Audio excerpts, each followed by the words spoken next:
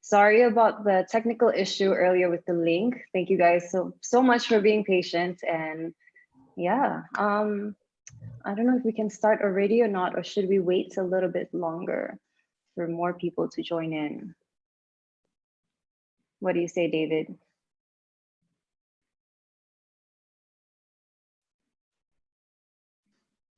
Maybe let's wait other 2 minutes, Natalie. And sorry again, okay. there was a problem with the Zoom link, so everything should be work correctly now.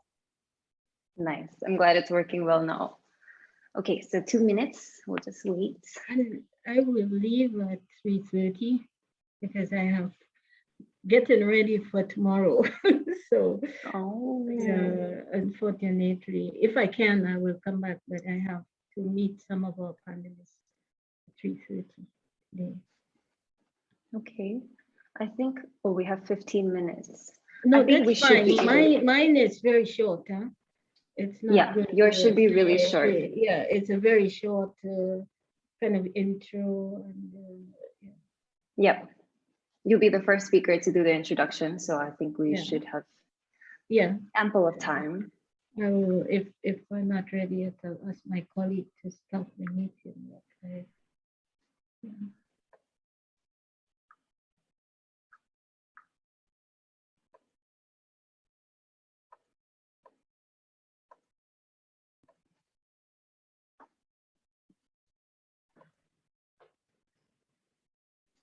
I think Singapore is a member of the Global Food Banking Network.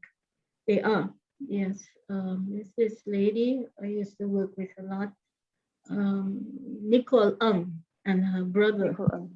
Yeah, they're retail business, and they were engaged with the Global Food Banking Network. Oh, nice. Yeah. That's really close to Malaysia, so exciting things to come. Yeah.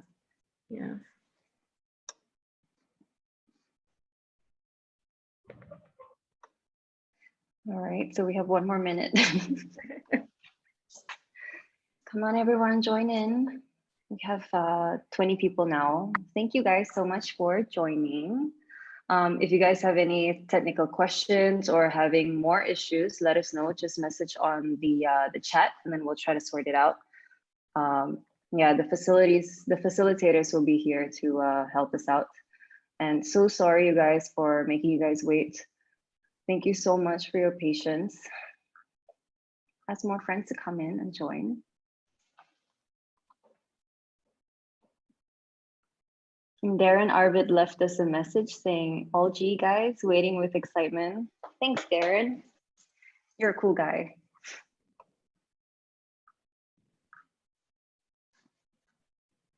Okay, I think we should be able to start now. Everyone okay to start?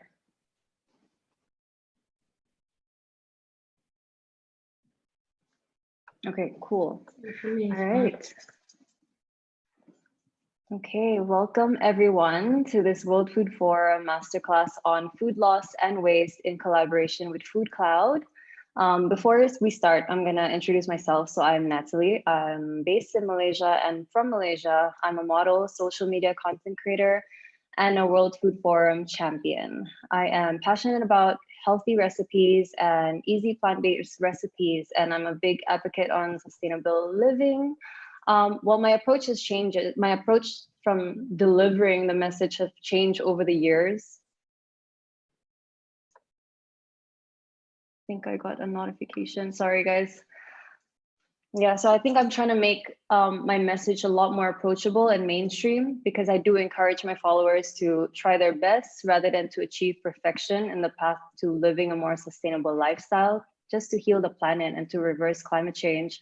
So right now, I think I'm trying to get everyone from different industries, from the modeling industry, food industry, entertainment industry, nightlife, to get involved in reversing climate change. And today I will be your moderator. If you have any questions, let us know in the Zoom chat, and the facilitators will be available to help you guys out technically.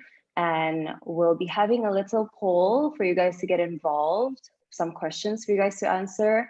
and an open Q&A. And so in the screen right now, this is the agenda for today. As you can see, we have an hour-long session, which include a brief presentation by FAO Senior Enterprise and Development Officer, Rosa S. Roll. She's here with us today, where she'll introduce the topic of food loss and food waste. And we will then move into an interactive poll for you guys to be involved. And then we have a presentation from Food Cloud's co-founder and CEO, Isolde Ward, who will take us through a journey of her social enterprise. This will be followed by a discussion with the presenter and an open Q&A for some concluding remarks. So without further ado, this is Rosa Roll.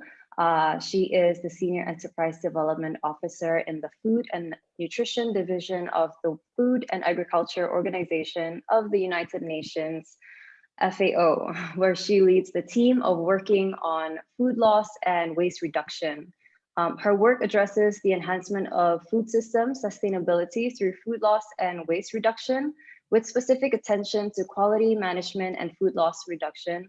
She has an extensive experience working in small island developing states and in the Asia Pacific region, having based at a regional office for Asia and the Pacific from 2009 to 2016. Rosa holds a master's in science and PhD degrees in food science from Ohio State University, Columbus, Ohio, in the United States. So here we have Rosa Roll. Take it away. Thank you very much. Ryan, are you here with my slides?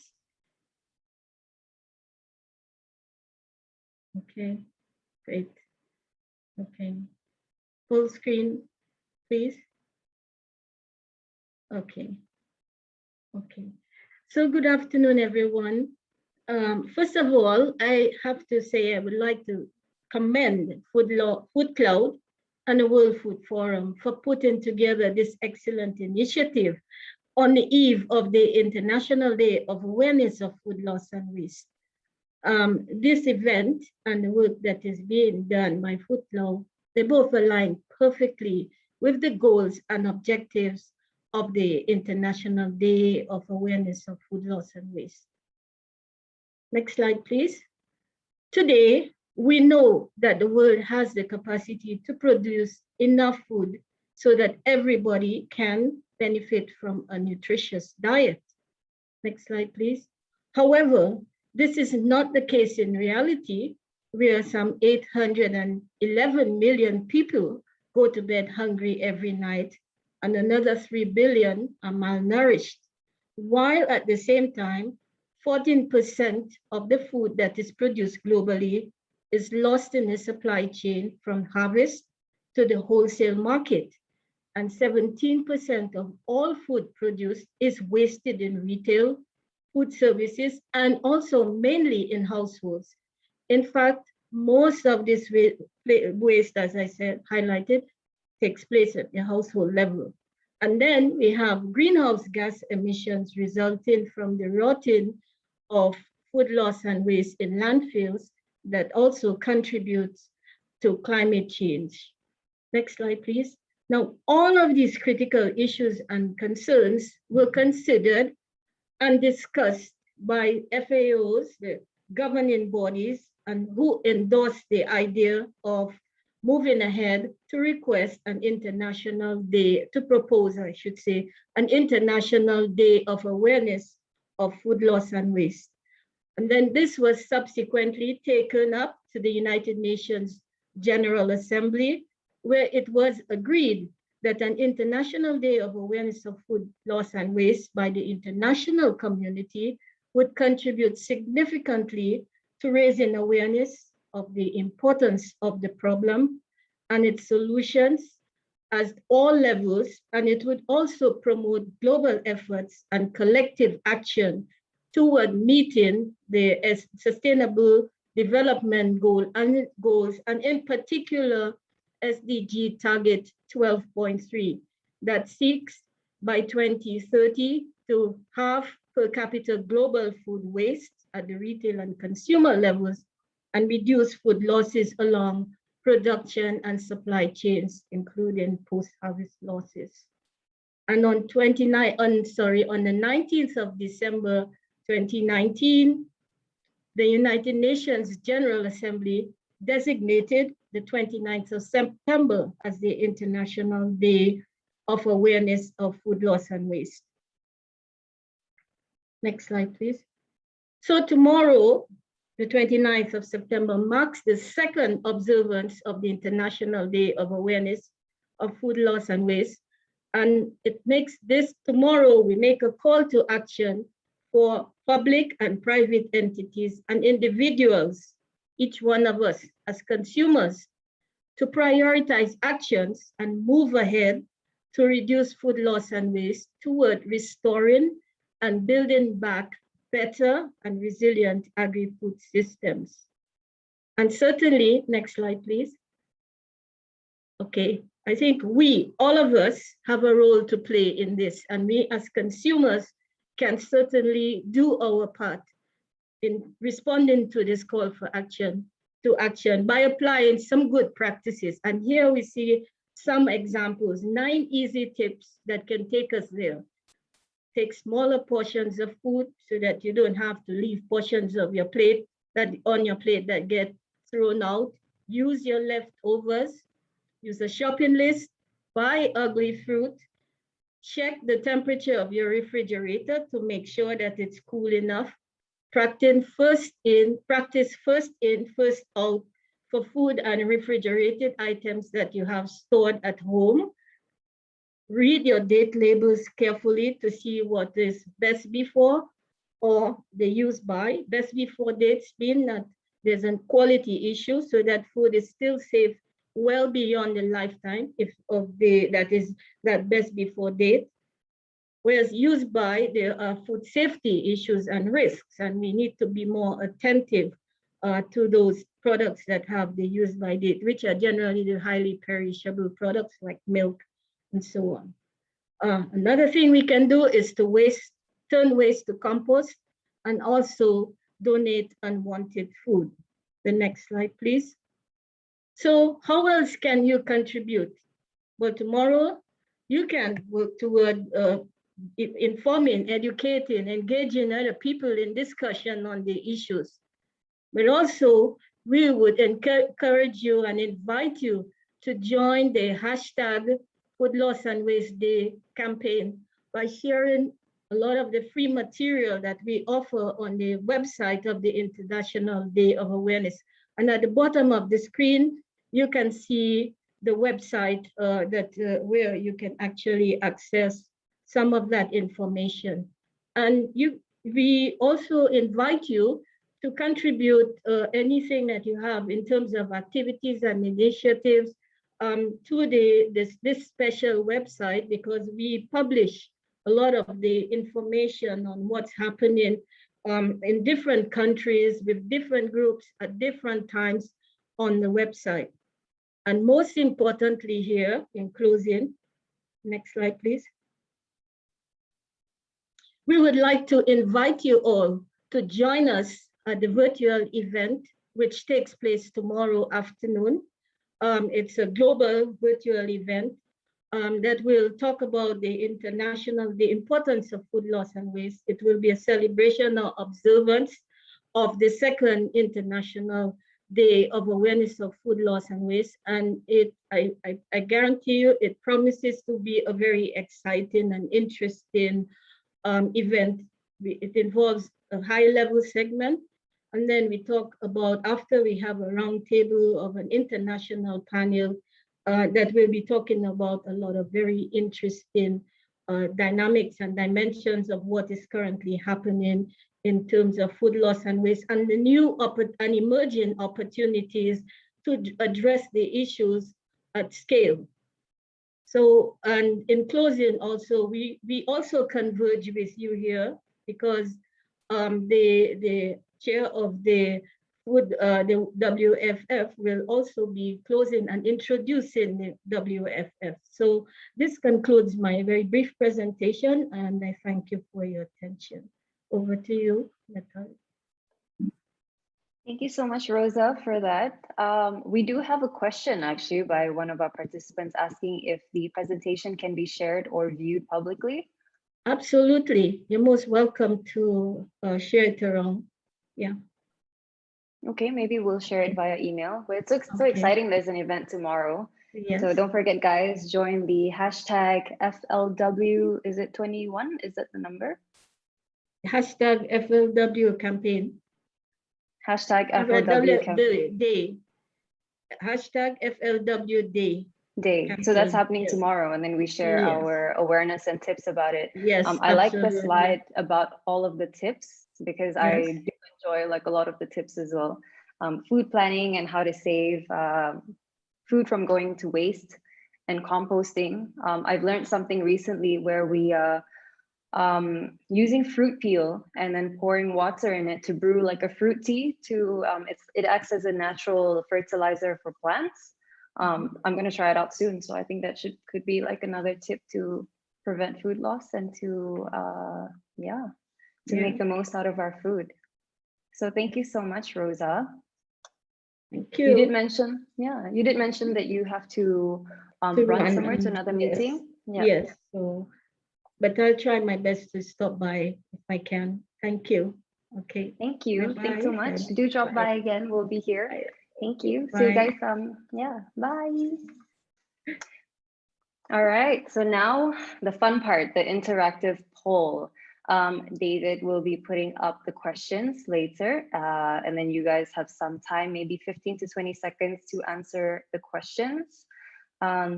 David, should we start with the first question? We're going to test a little bit on your knowledge of the issues of food loss and food waste. You guys see the questions now? Please. Okay, cool. So the first question is, what percentage of anthropogenic greenhouse gas emissions is food waste responsible for? Is it A, estimates such as 8 to 10% according to the UNEP Food Waste Report 2021, 7 to 10%, or 6 to 11%? Okay, you guys have 20 seconds before I reveal the answer. Click on your answer right now.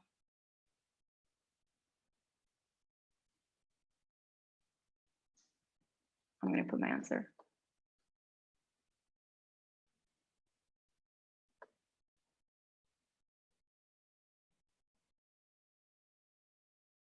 Oh, okay. So most of you answered correctly. So that's the correct answer. It is 8 to 10%, according to the UNEP Waste Report of 2021. I think that's a huge number, and because of I think it's a big issue now on social media where fast fashion is such a big issue and really causing a lot of damage on the environment. And the percentage, according to the UNEP, I think it's 2020 report, if I'm not mistaken, it says it's about 8% of GHG emissions as well. All right, well, you guys are pretty smart. Okay, next question.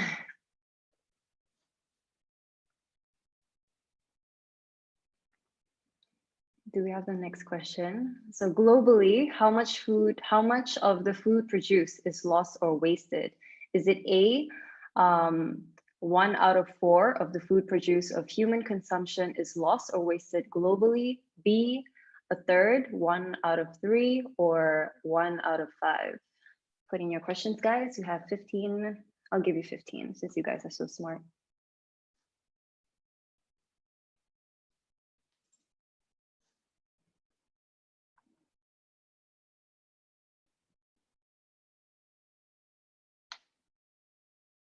Do you have your answers? What is the question? Wow, you guys are really smart. So that is the correct answer. 1 out of 3 of the food produced for human consumption is lost or wasted globally.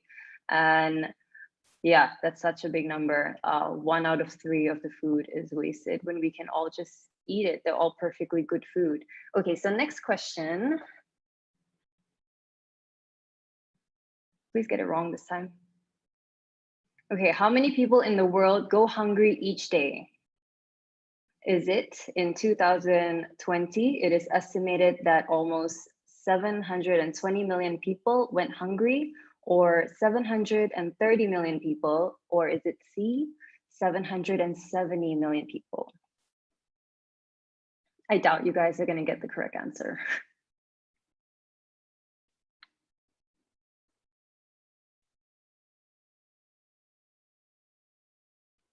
Put in your votes. Is it A, B, or C? 720 million people or 730 million people? Okay, we have the answer. Again, 770 million people. That is the correct answer. If you guys want to know, that's actually more than the entire population of Europe to date. That's a massive amount of people, and all of them still go hungry. All right, so next question. This is the last question. Okay, so what is the best food waste management technique? Brackets, apart from prevention. Is it redistribution, excuse me, redistribution, healthier or sustainable diets, or support local food producers? You guys are gonna get it wrong. Redistribution, healthier or sustainable diet, support local producers.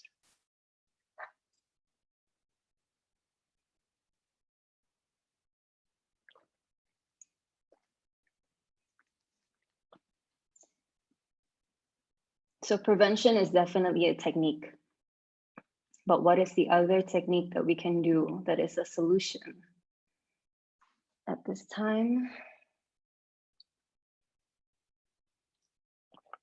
Yeah, the answer is redistribution.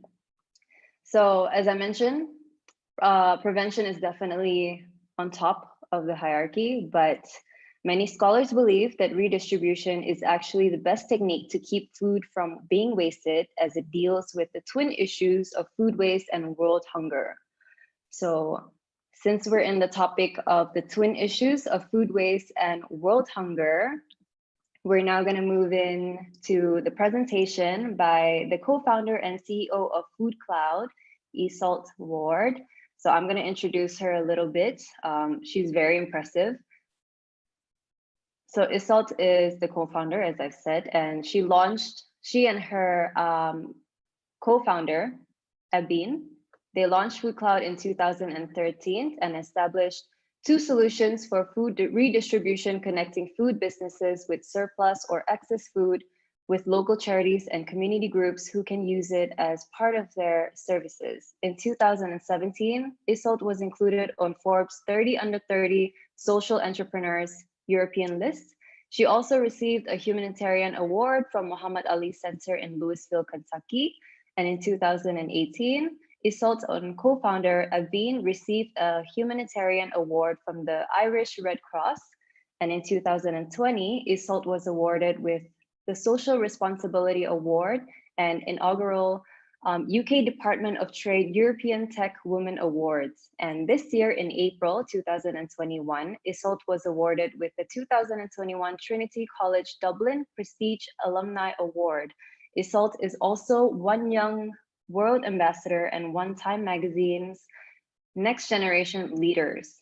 So if this isn't impressive, I really don't know what is. Hi Iseult, how are you? Welcome. Good, thanks. I'm delighted to be here. Yeah, I think we're so excited. Everyone on the chat is really very impressed, as I am of you. So yeah, without further ado, the floor is yours. Great. I'm just going to share my screen. If you guys have any questions for Iseult later in a Q&A, you can put your questions in the Q&A and then we will answer them later. We'll do our best. Okay, so you can see everything okay, yeah? The slides? Yeah. Yeah, so thank you. I'm delighted to have the opportunity to present to you all today. And I'm going to bring you through the journey of setting up Food Cloud. But first, here's a quick overview of what we do. So we redistribute surplus food, working with the food industry to help them redistribute good quality edible surplus food to non-profit organizations and charities. And we do this through two solutions: our warehousing and logistics solution that we run in Ireland. And then we also have a technology platform that helps supermarkets and food businesses connect directly to local organizations. So last year in Ireland, we redistributed the equivalent of over 7 million meals to organizations across the country. And also our technology internationally supported the redistribution of over 24 million meals. This also then results in over 32,000 CO2 emissions being avoided by preventing that food going to waste. And since we started in 2013, almost 120 million meals equivalent have been rescued and donated to charities across Ireland and the UK and through our international partnerships. But we couldn't do all of this if it wasn't for our amazing team. So we have over 70 people working with us in Ireland, and they're supported by teams of volunteers, people who work with us through community employment schemes. And this ensures that we continue to do what we do every day and continue to grow our impact. But back to our early days. So some of you might recognize this. It's Trinity College in Dublin. So this is where I went to university. And it was in the third year, when I was in my third year studying business and economics, that I first became aware of the problem of food waste. So you'll have heard this stat, and we know you're all well aware of your food waste stats from the polls. But over 30% of food produced is lost or wasted globally. And actually the most recent research by the WWF shows that taking farm waste into consideration, this figure could be as high as 40%. And this is very problematic when you consider that 8% of greenhouse gas emissions are a result of food waste.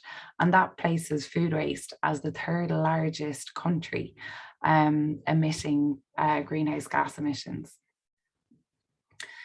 So we started off by really actually just understanding that there were businesses that had perfectly good food that was going to waste, and that there were charities that could really benefit from it. And this is actually a photograph of our very first donation.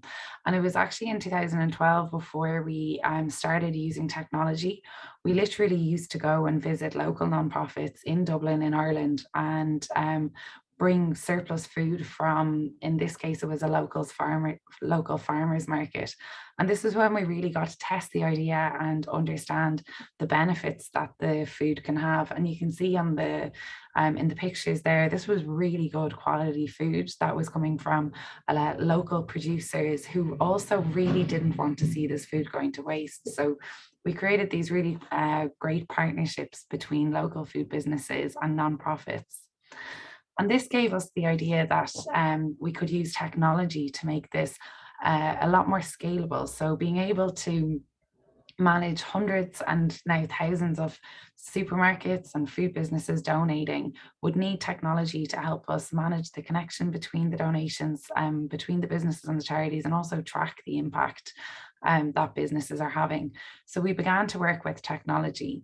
But as I'm sure you're aware from all startup stories, when we first launched this technology in 2013, it didn't go very well. And it was going into an accelerator program in Trinity just as I was graduating, that we had to actually start again, because we realized that the first trial that we launched, working with cafes and bakeries and a few charities in Dublin, wasn't going to work.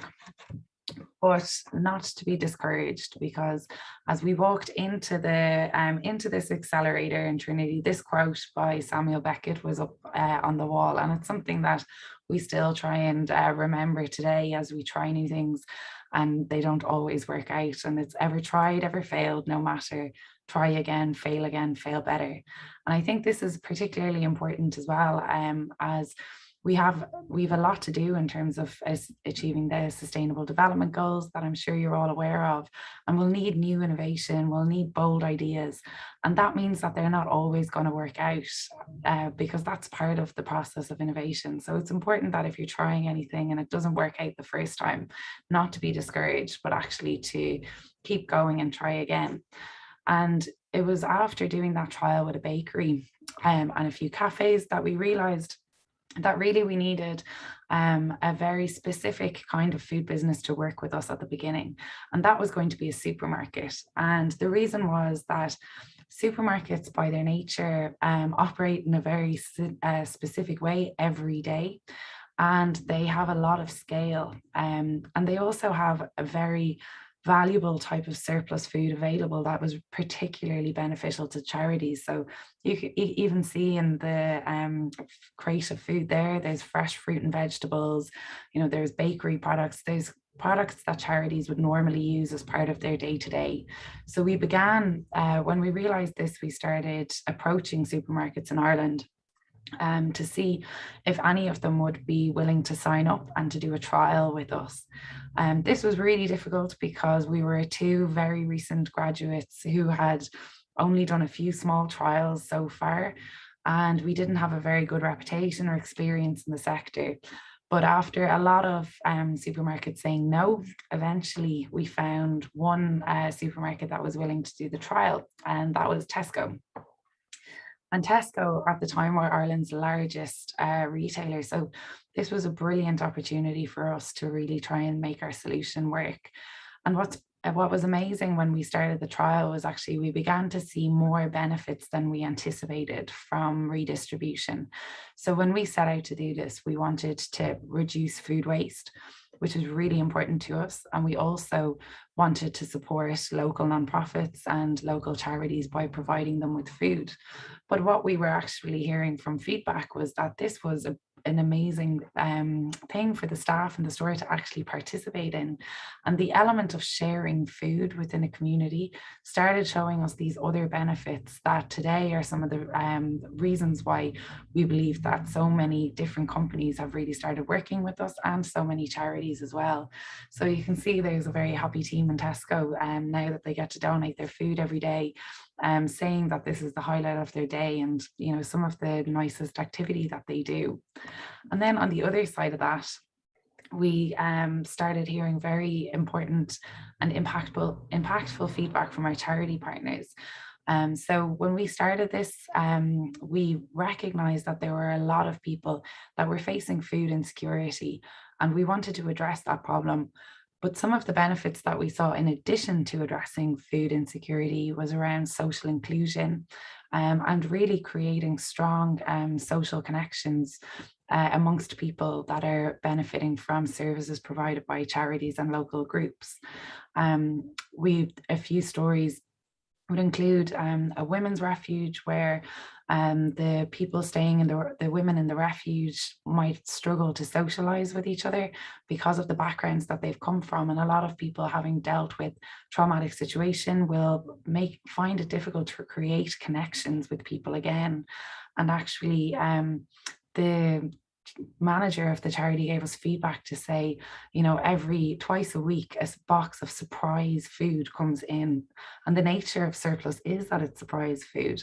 But what it meant was that you've got these women getting around the box of food, going through and picking out different ingredients, picking out different items and talking to each other about it, asking what they could cook. And you've got conversations starting, laughter amongst people, friendships are starting to form.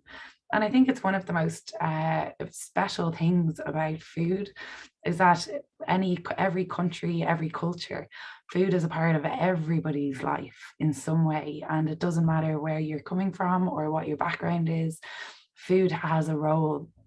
And everybody can share and celebrate food together because of that. So we really began to see some of the great benefits of food being redistributed to charities.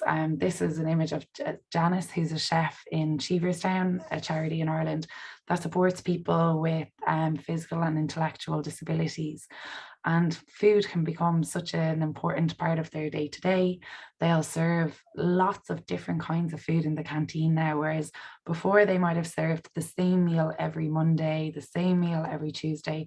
Now every day there's a completely different meal on the menu based on the surplus food. And whilst it's really challenging for the chefs to manage this, they get a lot of excitement and a lot of conversations because of the variety of food and because of the fact that they can experiment and try different foods, something they wouldn't have been able to do normally as a charity. So you really, on both sides, from the businesses to the charities, you have the core benefits of reducing food waste and reducing food insecurity, but then you also see these other benefits around social inclusion, creativity, and really creating strong connections between businesses and charities and individuals within their communities. So this is a picture of my co-founder, because after we set up the technology solution in 2016, we then had an opportunity to open 3 hubs in Ireland, and these are our 3 warehouses.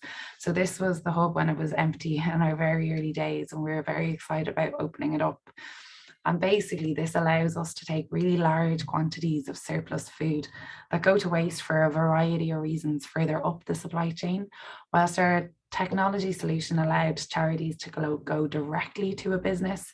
When you're dealing with food, whether it's from farm, manufacturing, distribution centres, the quantities can be far too large for one charity to manage, which means that we will bring it into our warehouse and then break it down into more manageable quantities so that charities can then draw down the food and use it as part of their services. It also means that we get access to different kind of food, so we can get large quantities of vegetables. The next slide actually shows one of our colleagues in Hilton Meats. So this is a large meat factory in Ireland, and she's in there working with them to identify, is there a stage within your process where there's actually food that couldn't be sold, maybe it couldn't fit into the packet, or maybe it doesn't meet the specification of retail, that actually you could instead divert to Food Cloud and we could redistribute that out, redistribute that food out to charity. Also, we work at a farm level, so here's volunteers, and after the harvester has taken all of the potatoes out of the ground, there is still some left in the ground that the machinery misses, and this is called gleaning. And we send volunteers out into the fields who can then pick up all of the potatoes from the ground that the machinery missed. It's not economically viable for the farm to do that themselves and then sell the food, but they're more than happy for us to send volunteers into the field who can then rescue all of these perfectly good food, and we can bring it out to charity. And we've also been able to do this in partnership with some of our retail partners. Here's a picture of the team in Lidl in Ireland going out and working with their carrot supplier to actually glean the carrots afterwards. So, Lidl would purchase the carrots that are picked up by the machines, and then we volunteers collecting the leftover carrots to redistribute it out to non-profit organizations. And then sometimes we get too much of one product and we're not able to redistribute it all. And this happens in around this time of year when there's lots and lots of Irish apples available. So apples grow really well in Ireland, and there's a lot of apple trees across the country, often just in people's gardens, and they can't eat all of the apples themselves. So we also have volunteers that collect apples across the country, and because we can't redistribute all of the apples within the time that they stay fresh, we actually can send them to an apple farm where they'll turn them into apple juice for us. And this means that the food is transformed from something that only had 1 month shelf life into something that has a whole year shelf life and is very tasty as well. So we always have a high demand for the apple juice.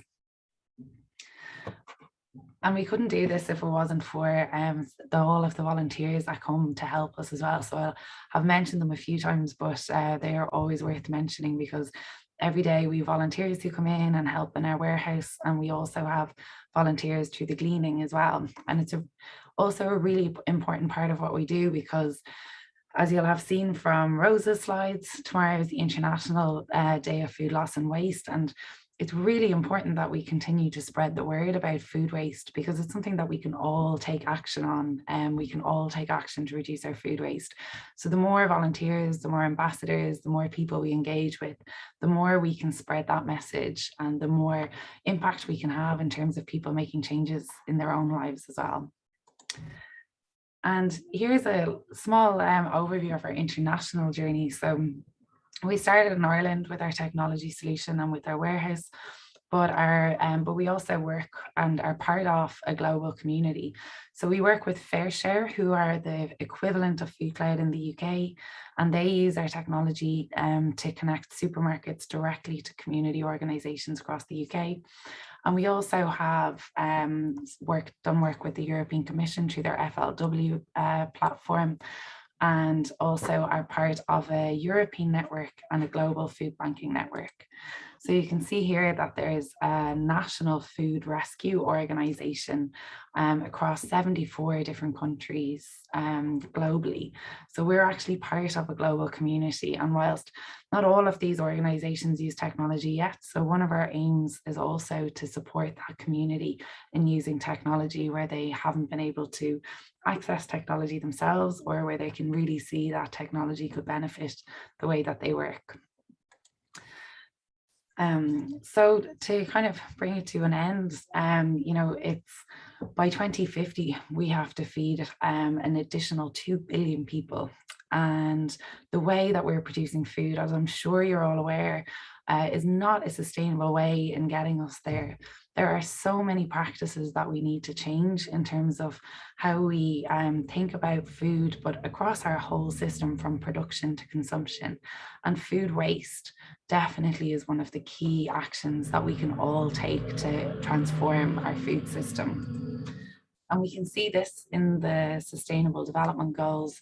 I've specifically called out 12.3 that I'm sure you're all aware of at this stage, but that's to halve food waste per capita by 2030.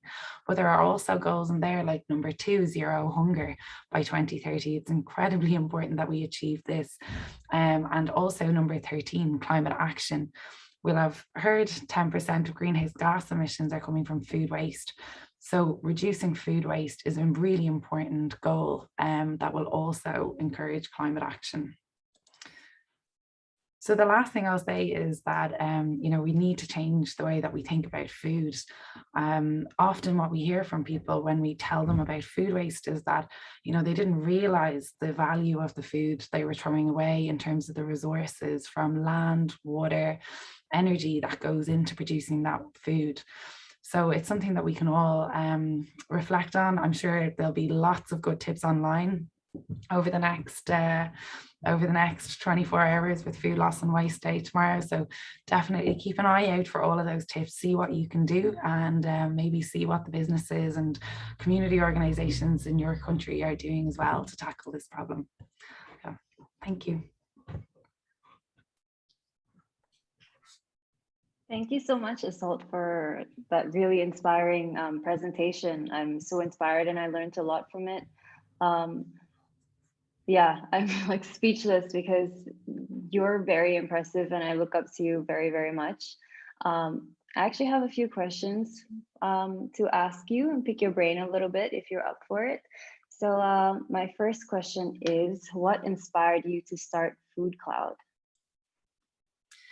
Yeah, it's a good question. You know, I was studying business and economics at the time. So I love the idea of being able to create a business. And then when I came across the idea of social enterprise, so, you know, being able to operate like a business, but actually creating a really positive social and environmental impact. So that's what got me interested in social enterprise. And from there, I met my co-founder who was actually doing environmental science at the time. And she introduced me to the problem of food waste and the environmental impact that it was having. So I'd always been really passionate about food in general, and being able to combine social enterprise and a passion for food.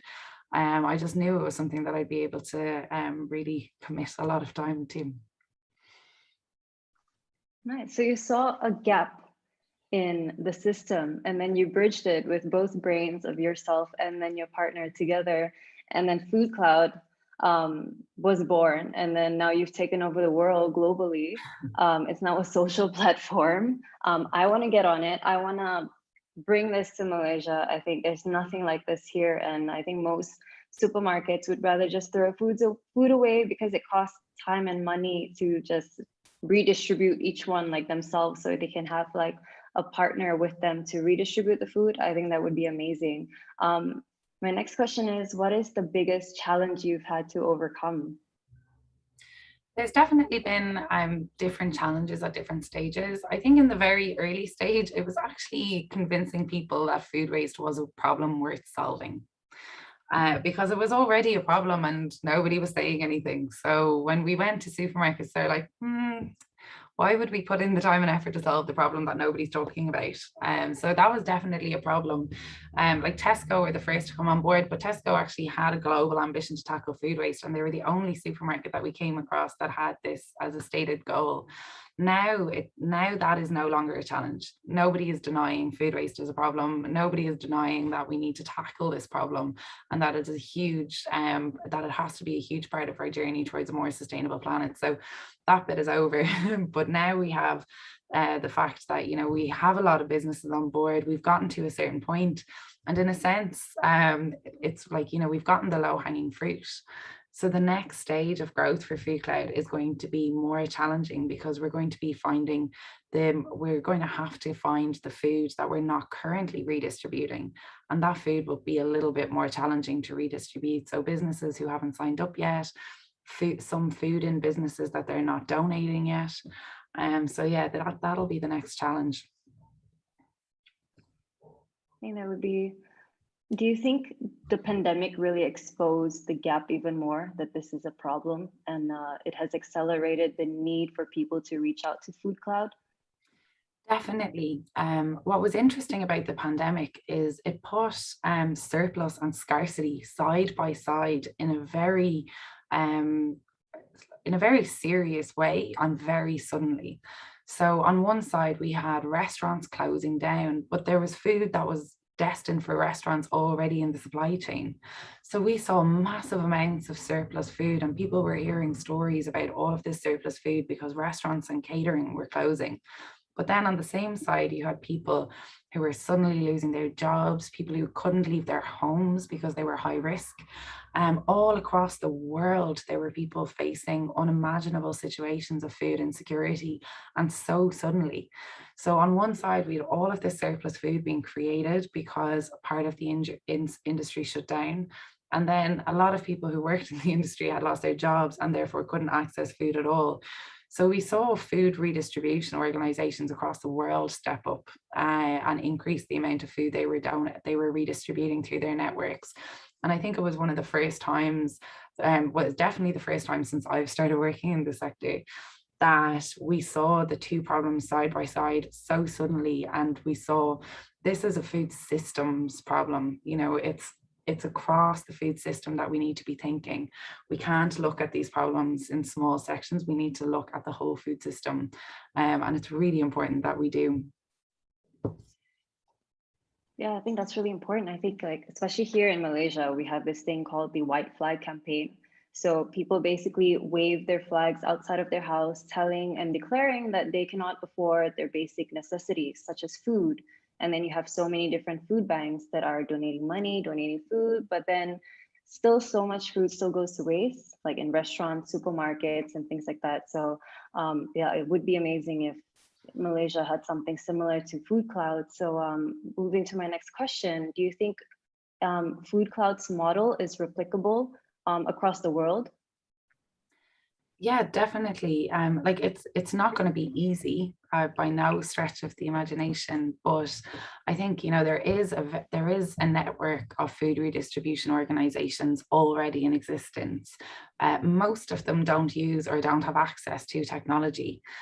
So there is definitely an opportunity for those organizations to start using technology to increase the amount of food they're redistributing. And just to give an example, our UK partner has been redistributing surplus food for over 20 years.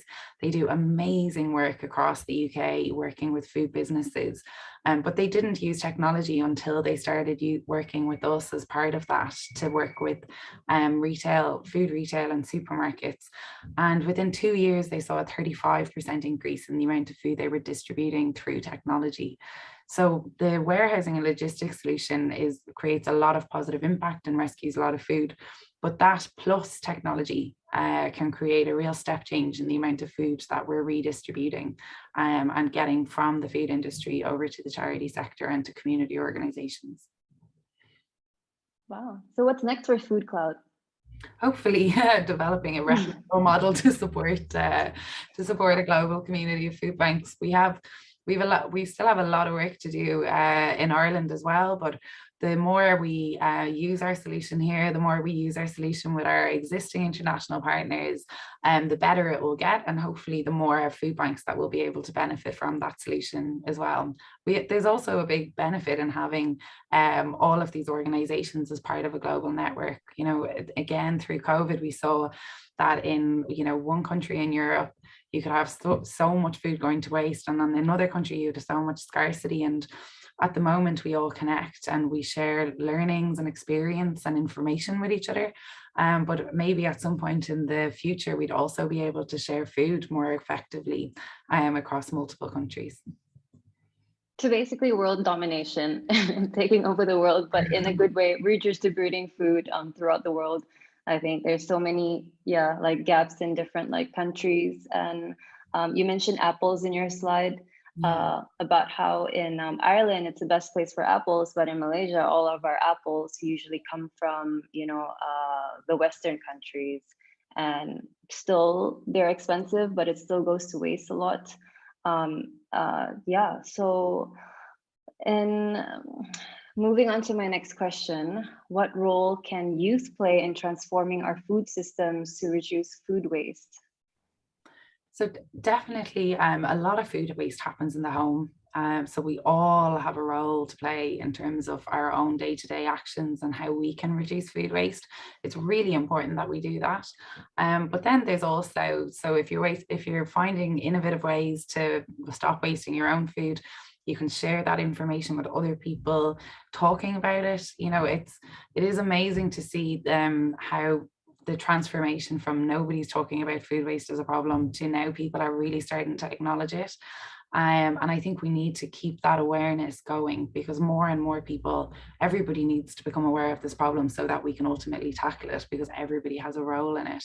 But then also encouraging businesses that you buy from as well to make sure that they are you know, donating their food where they can, preventing the food from going to waste, and acting really responsibly too. So I think we've got you know, there's actions you can take in your own day-to-day personal life. You can share those actions with friends and families, and then you can also ask the businesses that you're buying food from what they're doing.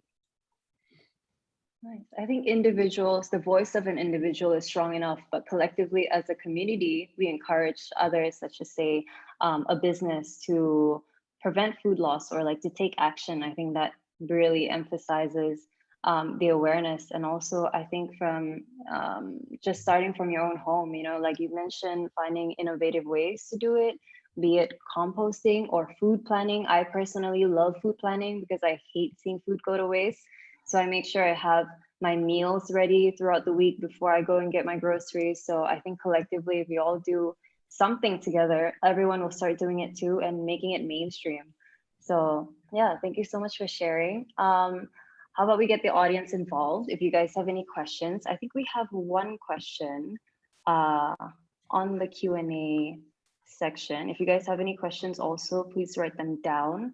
So the question by Geeta Nandini, she says that how can we prevent food loss from restaurants? Yeah, so great question. Definitely prevention in restaurants is really important. And I know there's some really interesting technology out there. I think Winnow in Europe potentially, and LeanPath is another one in the US, where they allow restaurants to weigh and track the food using technology that is going to waste. And they can actually save a lot of money that way as well. And then there's also new apps like Too Good To Go. I'm pretty sure are across most European countries now. And I think Karma is another one where they allow restaurants to sell discounted food at the end of the evening. So when they're trying to make sure they get rid of all of the food by the end of the day. So there are two solutions that I think, in addition to donating food where the food is safe to donate, can really help with restaurants in reducing their food, and also can have a commercial benefit as well at the same time, which is probably pretty important for the sector at the moment. Yeah, I think everywhere in the world should adopt that effort, I think, because I think most restaurants just throw out their food, and they don't plan out the produce properly, and then they end up wasting the food or making too much. Because for example, here in Malaysia, we have something called, for example, in the Chinese restaurant or Malay restaurant, we have this thing called chap fan or mixed rice. So basically all the food is prepared and you just take whatever you want. But I think now, because most people don't want to go out because it's a bit too dangerous and too risky, most of the food go to waste. Yeah, so I think there's a lot of awareness to bring up to the restaurants. And thank you, Gita Nandini, for that question. Do we have any more questions available? Let me have a look. One more from Oliver Camp. When it comes to food waste, what message would you want to send those gathering at COP26 in November? Yeah, COP. So it's the UN event on climate. So that's in Glasgow in November. Great question. So I think it's really important that countries, especially governments, when they're looking at introducing any policy or regulation to tackle food waste, that they think about the food waste hierarchy. So this is a hierarchy that sets out that the first action that must be taken is prevention. The second is to make sure the food is redistributed and feeds people. After that, it's the food is used for animal feed, and then anaerobic digestion and composting. And by following that hierarchy, we're making sure that any surplus or excess food, we're following the best possible path to have the best environmental impact. And especially now, as we are hopefully at the beginning of accelerated progress towards reducing food waste and reaching the Sustainable Development Goals, it's important that as we do that, that we follow the best guidance that is already out there and quite well known, but also sometimes can be forgotten. So I think the message would be is, you know, we definitely need policy, we definitely need some regulation around this, but that policy and regulation should allow businesses to follow the food waste hierarchy and make sure that it's prevention, redistribution, animal feed, compost, and anaerobic digestion in that order. Nice. Thank you. I hope, Oliver, your question is answered. That's a really good answer and question. Do we have any more questions? If you guys have any last minute questions, please type them down so I can read them out while Isolde is here with us.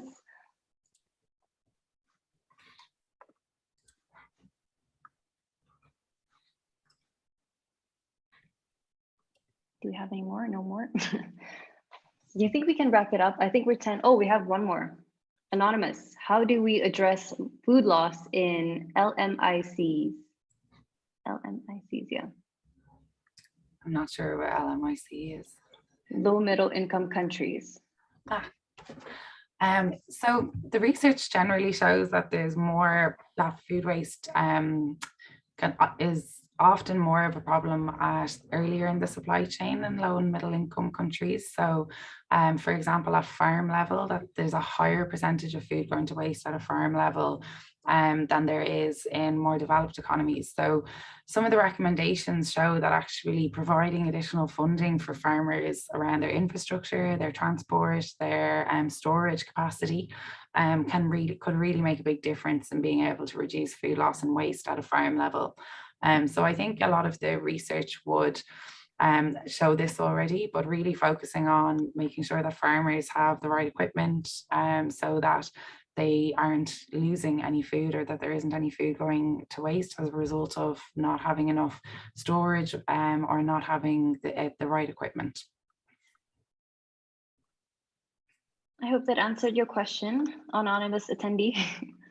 Thank you so much, Isolde, for answering that. If you guys have any more last, one more. Thanks for the answer. Oh, the message. Thanks for the answer. Are you referring to the World Resources Institute report on the food waste there? Yeah, and the UN EP report as well, that references food waste. The World Resource Institute does have probably some of the best information on it though, and they support a group called Champions 12.3 that a lot of food businesses and global institutions are part of, and it's focused on Sustainable Development 12.3. So if you are, or if anybody is looking for more information, particularly in terms of what countries can do at a national level, and also what country or companies can do at a multinational level. I know some of the world's largest food companies are part of that. And there are some case studies available there. So that's on the Champions 12.3 website, and they use the World Resource Institute data and support for that group as well. Thank you. I'm going to be reading that report very soon. I just Googled it real quick. This is my homework for today. A lot of anonymous attendee. Yeah, a lot of homework, a lot of research to do now. This is exciting. Thank you so much. Anonymous attendee said, brilliant, thank you. So you did answer it really well. Any more questions, guys? Last minute before we wrap it up, real quick. We are 13 minutes over time, but that's not on you. It's our fault because of the link. So sorry about that. Thank you guys for sticking around. Yeah, please type your last minute questions.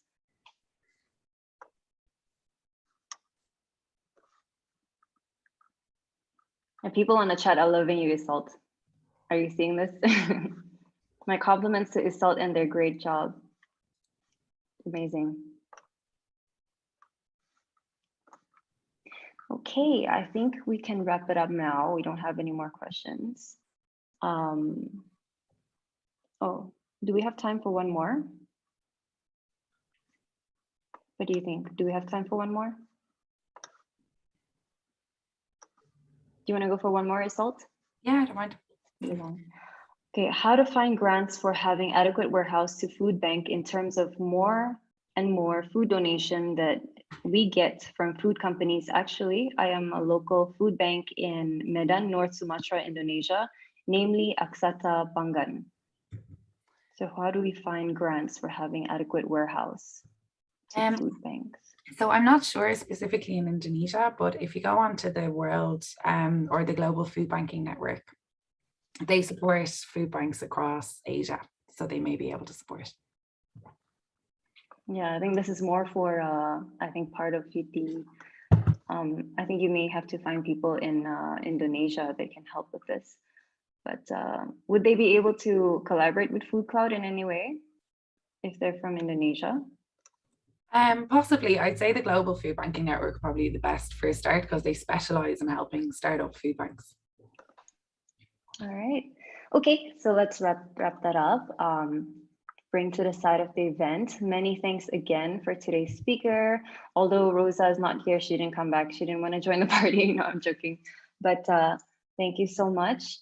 Thank you so much, Isolt, for having us. I would like to take this opportunity to highlight that the International Day of Awareness of Food and Lost Waste that will be taking place tomorrow on the 29th of September, more details of which can be found on FAO's technical platform of food loss and waste website. The link will be shared in the chat. So do follow Food Cloud on all social platforms, Facebook, Twitter, and Instagram. And if you have any more questions that you want to ask Isolt, maybe you can drop Food Cloud a DM, and then I'm sure they will fill in with the inquiries. And yeah, I guess I hope you guys enjoyed today's meeting and brought a deeper understanding towards the twin issues of food loss and food waste, security also. And I hope it has inspired many of you, especially the young people, the youth, to start something similar in your country. I know I want to do my research on how to start something similar to Food Cloud. And yeah, thank you guys so much for joining. I hope you guys enjoyed. I think that's it for now. Oh, thank you. Thanks. Bye, guys.